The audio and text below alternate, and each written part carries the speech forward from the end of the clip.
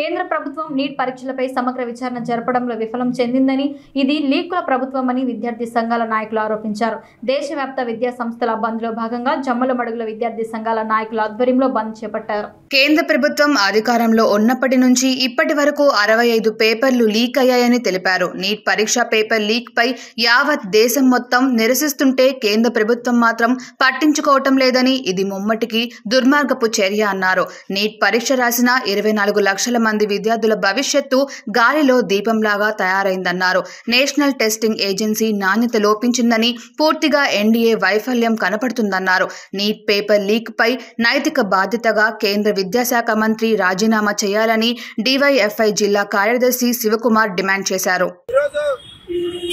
దేశవ్యాప్తంగా విద్యా సంస్థల బంద్ నిర్వహించడం జరుగుతోంది.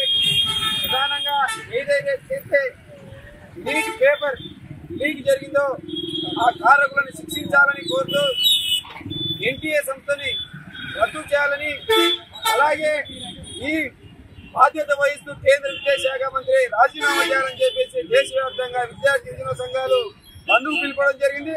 ఆ బంధువు పిలుపులో భాగంగా జమ్మలమడుగులో ఈరోజు విద్యా సంస్థలన్నింటినీ బంధు చేయడం జరిగింది. కేంద్రంలో ఉన్నటువంటి బీజేపీ ప్రభుత్వం అధికారంలోకి వచ్చిన తర్వాత 9 సంవత్సరాల కాలంలో 65 పేపర్లు ఇప్పటికే లీకులు అయ్యాయని చెప్పేసి ఈరోజు జరుగుతున్న సంఘటన. అంటే ఇది లీకుల ప్రభుత్వం తప్ప ఇది ప్రజల ప్రభుత్వం కాదని చెప్పేసి మేము విద్యార్థి యువజన సంఘాలుగా చెప్పదలుచుకున్నాం. ఇంత జరుగుతా ఉన్న నీట్ పేపర్ లీక్ జరిగి 24 లక్షల మంది విద్యార్థులు భవిష్యత్తు ప్రశ్నార్థకంగా జరిగిందని తెలిసినా గానీ ఈరోజు నీటి పైన ఈరోజు కేంద్ర ప్రభుత్వం చర్యలు తీసుకుని పాపాన పోలేదని చెప్పేసి నేను చెప్తాను. మొన్న జరిగినటువంటి పార్లమెంటు సమావేశాల్లో కనీసం ఈ నీటి పైన చర్చించాలని ప్రతిపక్షాలు అడిగితే ఈ నీటి పైన చర్చించని పరిస్థితి ఉందంటే ఈరోజు కేంద్ర ప్రభుత్వం ఏ స్థాయిలో ఉందని మనం అర్థం చేసుకోవచ్చు. కాబట్టి ఎన్టీఏ సంస్థ నాణ్యత లోపించింది. ఈ ఎన్టీఏ సంస్థను రద్దు చేయాలి.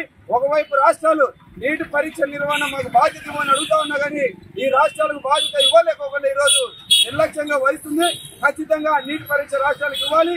శిక్ష ఎవరైతే లీకులు చేశారో వాళ్ళని శిక్షించాలని చెప్పేసి కోరుతా ఉన్నాం. ఎన్టీఏను రద్దు చేయాలి. లేకుంటే కన్నా రాబో రోజులలో విద్యార్థి సంఘాల్లో పెద్ద ఎత్తున ఆందోళన చేస్తామని చెప్పేసి హెచ్చరిస్తా ఉన్నాం.